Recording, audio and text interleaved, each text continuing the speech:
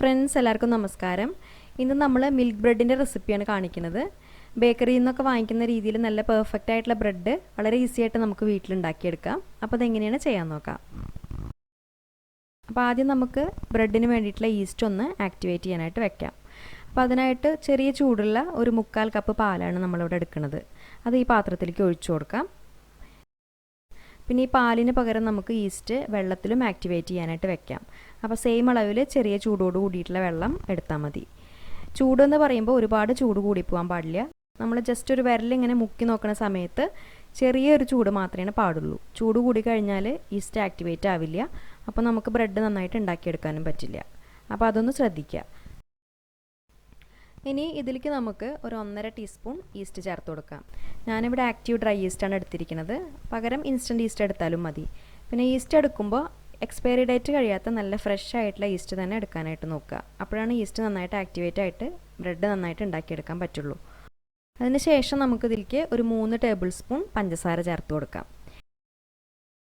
ഇനി ഇതെല്ലാം കൂടിയിട്ട് നന്നായിട്ടൊന്ന് മിക്സ് ചെയ്ത് കൊടുക്കാം. അതിനുശേഷം ഇതിങ്ങനെ തന്നെ വെക്കുക. ഒരു 10-15 മിനിറ്റ് സമയം ഇങ്ങനെ വെക്കുമ്പോൾ ഈസ്റ്റ് നന്നായിട്ട് ആക്ടിവേറ്റ് ആയിട്ട് വരും. അപ്പോൾ അതുവരെ നമുക്ക് വെയിറ്റ് ചെയ്യാം. ഇപ്പോൾ ഈസ്റ്റ് നന്നായിട്ട് ആക്ടിവേറ്റ് ആയിട്ട് വന്നിട്ടുണ്ട്. കണ്ടില്ലേ, ഇതുപോലെയാണ് വേണ്ടത്. നമ്മളെടുക്കുന്ന ഈസ്റ്റ് നല്ല ഈസ്റ്റ് ആണെങ്കിൽ മാത്രമാണ് ഈ രീതിയിലായി കിട്ടുള്ളൂ. അപ്പോൾ ഈസ്റ്റ് എപ്പോഴും ഫ്രഷ് ആയിട്ട് തന്നെ എടുക്കാൻ നോക്കുക. ഇനി ബ്രെഡിന് വേണ്ട മാവ് റെഡിയാക്കാൻ വേണ്ടിയിട്ട് ഇതുപോലൊരു പാത്രത്തിലേക്ക് നമുക്ക് 2.5 കപ്പ് മൈദ എടുക്കാം. 250 ml മെഷറിംഗ് കപ്പിന് 2.5 കപ്പ് മൈദയാണ് എടുത്തിരിക്കുന്നത്. അതുപോലെ തന്നെ നമ്മൾ പാലെടുത്തപ്പോഴും അതേ സെയിം കപ്പിൽ 1/4 കപ്പ് പാലാണ് എടുത്തിരിക്കുന്നത്. ഇനി ഇതിലേക്ക് നമുക്ക് ഏകദേശം ഒരു 1/4 ടീസ്പൂണിനടുത്ത് ഉപ്പ് ചേർത്ത് കൊടുക്കാം. പിന്നെ നമ്മളിതിൽ ചേർത്ത് കൊടുക്കുന്നത് പാൽപ്പൊടിയാണ്. അപ്പോൾ ഒരു 3 ടേബിൾ സ്പൂൺ പാൽപ്പൊടിയും ചേർത്ത് കൊടുക്കാം. പാൽപ്പൊടി ചേർക്കുകയാണെങ്കിൽ ബ്രെഡ് കുറച്ചുകൂടി നന്നാവും. അപ്പോൾ കയ്യിലുണ്ടെങ്കിൽ ചേർത്ത് കൊടുക്കാം. ഇനി ഇതെല്ലാം കൂടിയിട്ട് നന്നായിട്ടൊന്ന് ഇതുപോലെ മിക്സ് ചെയ്തെടുക്കുക. അതിനുശേഷം നമുക്കിതിലേക്ക് ഒരു 2 ടേബിൾ സ്പൂൺ ബട്ടർ ചേർത്ത് കൊടുക്കാം. റൂം ടെമ്പറേച്ചറിലുള്ള ബട്ടറാണ് കേട്ടോ ചേർത്ത് കൊടുത്തിരിക്കുന്നത്. ബട്ടറിന് പകരം ഏതെങ്കിലും വെജിറ്റബിൾ ഓയിൽ ചേർത്ത് കൊടുത്താലും മതി. ഇനി ഇത് കൈ വെച്ചിട്ട് നന്നായിട്ടൊന്ന് മിക്സ് ചെയ്തെടുക്കാം. അതിനുശേഷം നമ്മളത് കുഴച്ചെടുക്കുകയാണ് വേണ്ടത്.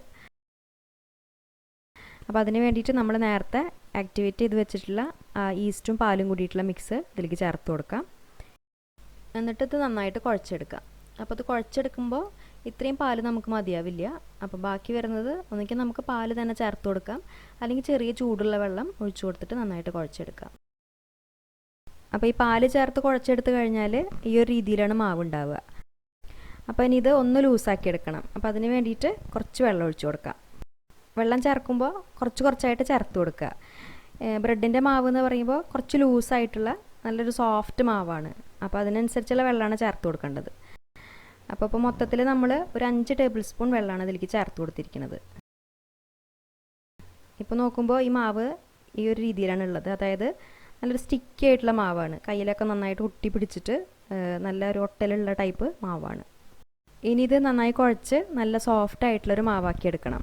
അപ്പോൾ കൗണ്ടർ ടോപ്പിലിട്ടിട്ട് നമ്മൾ കുഴച്ചെടുക്കുകയാണ് കൂടുതൽ നല്ലത്. അപ്പോൾ ആദ്യം കൗണ്ടർ ടോപ്പിൽ ഇതുപോലെ കുറച്ച് എണ്ണയൊന്നും ആക്കി കൊടുക്കാം. കുഴച്ചെടുക്കുന്ന സമയത്ത് മാവ് അടിയിൽ ഒട്ടി പിടിക്കാതിരിക്കാൻ വേണ്ടിയിട്ടാണ്. വളരെ കുറച്ച് മാത്രം ഒഴിച്ചു കൊടുത്താൽ മതി. പിന്നെ ഈ എണ്ണയ്ക്ക് പകരം നമുക്ക് വേണമെങ്കിൽ കുറച്ച് മൈദ ഇട്ട് കൊടുത്തിട്ട് കുഴച്ചെടുത്താലും മതി. എന്നിട്ട് ഈ മാവ് നന്നായിട്ട് കുഴച്ചെടുക്കുക. കുഴച്ചെടുക്കുമ്പോൾ മാവ് ഇതുപോലെ നന്നായിട്ട് സ്ട്രെച്ച് ചെയ്തിട്ട് വേണം കുഴച്ചെടുക്കാൻ. ഈ ഒരു ബ്രെഡ് നമ്മൾ മാവ് കുറച്ചധികം സമയം കുഴച്ചെടുത്തിട്ടാണ് ഉണ്ടാക്കുന്നത്. അപ്പോൾ ഒരു 10-15 മിനിറ്റ് സമയം നമ്മൾ നന്നായിട്ട് കുഴച്ചെടുക്കണം. അപ്പോഴാണ് ഈ മാവ് നല്ല സോഫ്റ്റായിട്ട് കിട്ടുള്ളൂ. കയ്യിലോ അല്ലെങ്കിൽ കൗണ്ടർ ടോപ്പിലോ മാവ് ഒട്ടി പിടിക്കുന്നുണ്ടെങ്കിൽ ഇടയ്ക്ക് നമ്മൾ കുറച്ച് എണ്ണ ഒഴിച്ചു കൊടുത്തിട്ട് നന്നായിട്ട് കുഴച്ചെടുത്താൽ മതി. ഒരുപാട് എണ്ണ ഒഴിക്കരുത്. എണ്ണ ആയാലോ അത് മൈദ ആയാലോ നമ്മൾ ഒരുപാട് ഇട്ട് കൊടുക്കരുത്. ജസ്റ്റ് ആ ഒട്ടൽ മാറാൻ മാത്രമുള്ള എണ്ണ അല്ലെങ്കിൽ മൈദ ചേർത്ത് കൊടുക്കുക. എന്നിട്ട് നല്ല സോഫ്റ്റായിട്ട് കുഴച്ചെടുക്കുക. ഇപ്പം മാവ് നമ്മൾ നന്നായിട്ട് കുഴച്ചെടുത്തിട്ടുണ്ട്. കറക്റ്റായിട്ട് പറയുകയാണെങ്കിൽ ഒരു 15 മിനിറ്റ് സമയം എടുത്തിട്ടാണ് നമ്മളിത് കുഴച്ചെടുത്തിട്ടുള്ളത്. ഇപ്പോൾ നോക്കുമ്പോൾ അറിയാൻ പറ്റും ഇതിൻ്റെ സ്റ്റിക്കിനെസ്സൊക്കെ മാറിയിട്ട് നല്ലൊരു സോഫ്റ്റ് ഡോ ആയിട്ട് കിട്ടിയിട്ടുണ്ട്. തൊട്ട് നോക്കുമ്പോൾ തന്നെ അറിയാം നല്ല സോഫ്റ്റ് ആയിട്ടുള്ള ഒരു മാവാണ്. ഇനി ഇത് നമ്മൾ റെസ്റ്റ് ചെയ്യാനായിട്ട് വെക്കുക വേണ്ടത്. അതായത് ഈ മാവ് നന്നായിട്ട് പൊങ്ങി വരണം. അപ്പോൾ അതിന് വേണ്ടിയിട്ട് ഒരു പാത്രത്തിൽ ആദ്യം കുറച്ച് എണ്ണ ഒഴിച്ചു കൊടുക്കുക. എന്നിട്ട് എല്ലാ ഭാഗത്തേക്കും നന്നായിട്ടൊന്ന് സ്പ്രെഡ് ചെയ്ത് കൊടുക്കാം. അതിനുശേഷം നമ്മൾ റെഡിയാക്കി വെച്ചിട്ടുള്ള ഈ മാവ് ഇതിൽ വെച്ച് കൊടുക്കാം. എന്നിട്ട് മാവിൻ്റെ മേലെയും ഇതുപോലെ തന്നെ കുറച്ച് എണ്ണ ഒഴിച്ച് കൊടുത്തിട്ട് നന്നായിട്ടൊന്നും അങ്ങോട്ട് സ്പ്രെഡ് ചെയ്ത് കൊടുക്കാം. മാവിൻ്റെ അടിഭാഗവും മേൽഭാഗവും ഡ്രൈ ആയി പോവാതിരിക്കാൻ വേണ്ടിയിട്ടാണ് നമ്മളിങ്ങനെ എണ്ണ സ്പ്രെഡ് ചെയ്ത് കൊടുക്കുന്നത്. അതിനുശേഷം ഈ പാത്രം അടച്ചു വെച്ചിട്ട് ഈ മാവ് നന്നായിട്ട് പൊങ്ങാനായിട്ട് മാറ്റി വയ്ക്കാം. മാവ് ഡബിൾ സൈസായിട്ടാണ് പൊങ്ങി വരേണ്ടത്. അപ്പോൾ അത് പൊങ്ങി വരേണ്ട സമയം എന്ന് പറയുമ്പോൾ നമ്മൾ താമസിക്കുന്ന സ്ഥലത്തിലെ ക്ലൈമറ്റിനനുസരിച്ചിരിക്കും. ഇപ്പോൾ ഇവിടെയൊക്കെ നല്ല ചൂടായതുകൊണ്ട് ഒരു 2-3 മണിക്കൂറിൻ്റെ ഉള്ളിലൊക്കെ മാവ് നന്നായിട്ട് പൊങ്ങി കിട്ടും. ഇനിയിപ്പോൾ നമ്മൾ ചൂട് കുറവുള്ള സ്ഥലത്തൊക്കെയാണ് താമസിക്കുന്നത് വെച്ചാൽ ഈ ഒരു പാത്രം കുറച്ച് വാമായിട്ടുള്ള സ്ഥലത്ത് വെക്കുക, അല്ലെങ്കിൽ ഓവനിൽ ലൈറ്റ് ഇട്ടിട്ട് അങ്ങനെ വെച്ച് കൊടുത്താലും മതി. അപ്പോൾ ഇനി ഇത് നമുക്ക് നന്നായിട്ട് പൊങ്ങി വരാനായിട്ട് വെയിറ്റ് ചെയ്യാം. ഇപ്പോൾ നമ്മുടെ മാവ് നന്നായിട്ട് പൊങ്ങി വന്നിട്ടുണ്ട്. ഒരു 3 മണിക്കൂർ സമയമെടുത്തു ഈ മാവ് ഇത്രയും പൊങ്ങി വരാൻ. ഇനി ഇതിൽ എയർ ബബിൾസ് പോകാൻ വേണ്ടിയിട്ട് ഇതുപോലെ നന്നായിട്ടൊന്നും അങ്ങോട്ട് അമർത്തി കൊടുക്കാം. അതിനുശേഷം നമുക്കിത് വീണ്ടും ഒന്ന് നന്നായിട്ട് കുഴച്ചെടുക്കാം. അപ്പോൾ കൗണ്ടർ ടോപ്പിലിട്ടിട്ട് കുറച്ച് സമയം വീണ്ടും കുഴച്ചെടുക്കാം. അതിൽ എയർ ബബിൾസൊക്കെ നന്നായിട്ട് പോകാൻ വേണ്ടിയിട്ടാണ് നമ്മളിങ്ങനെ കുഴച്ചെടുക്കുന്നത്. നേരത്തെ കുഴച്ചെടുത്തതുപോലെ 15 മിനിറ്റൊന്നും നമ്മൾ കുഴക്കേണ്ട ആവശ്യമില്ല. ഒരു 3-4 മിനിറ്റ് സമയം കുഴച്ചെടുത്താൽ മതി. ഇതുപോലെ എല്ലാ സൈഡിൽ നിന്നും ഫോൾഡ് ചെയ്തിട്ട് നമുക്കിത് കുഴച്ചെടുക്കാം.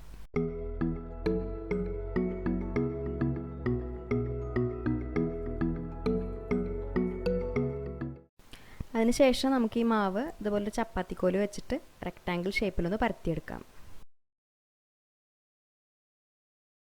എന്നിട്ട് ഇതുപോലെ ഒരു സൈഡിൽ നിന്ന് മടക്കി കൊടുത്തിട്ട് ഇതൊന്ന് ഷേപ്പ് ചെയ്തെടുക്കാം.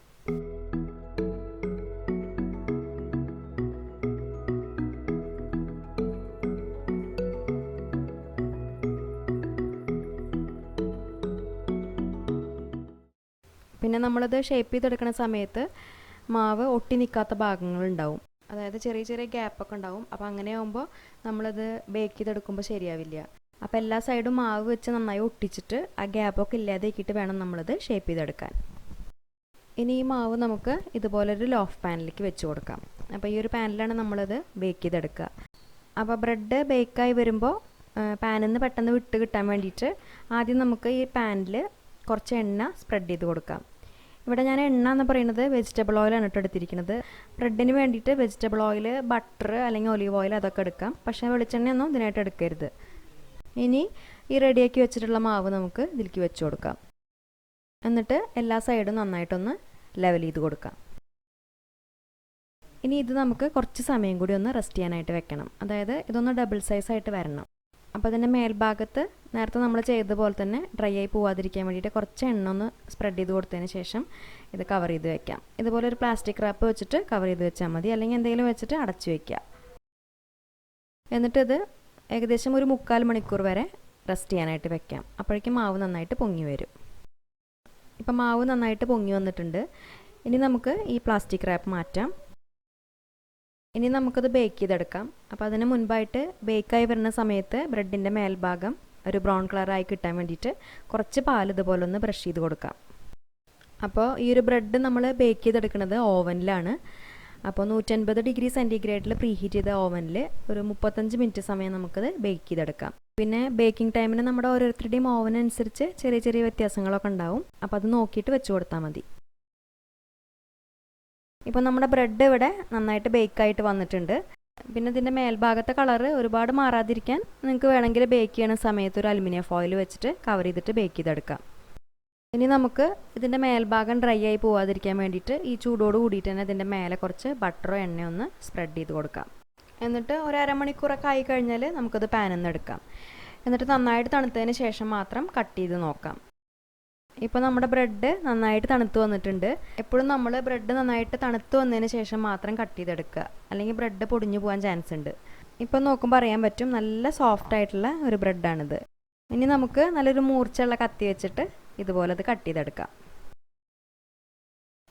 ഇത് കട്ട് ചെയ്യുമ്പോൾ തന്നെ മനസ്സിലാവും നല്ല സോഫ്റ്റ് ബ്രെഡാണിത്. പിന്നെ ഇതിൻ്റെ ഉള്ളിൽ ആ ടെക്സ്ചറൊക്കെ കണ്ടില്ലേ, നമ്മൾ ശരിക്കും ബേക്കറിയിൽ നിന്ന് വാങ്ങിക്കുന്ന ബ്രെഡിൻ്റെ അതേ ടെക്സ്ചർ തന്നെയാണ്. നല്ല പെർഫെക്റ്റ് ആയിട്ട് തന്നെ വന്നിട്ടുണ്ട്. ഇത് പൊട്ടിക്കുമ്പോഴേ അറിയാം നല്ലൊരു പഞ്ഞി പോലത്തെ ബ്രെഡാണ്. കഴിക്കാനും നല്ല ടേസ്റ്റാണ്. ഇതിൻ്റെ മാവ് കുഴച്ചെടുക്കാൻ കുറച്ച് സമയം എടുക്കുമെങ്കിലും നല്ല ഈസി ആയിട്ട് തന്നെ നമുക്കിത് ഉണ്ടാക്കിയെടുക്കാവുന്നതേ ഉള്ളൂ.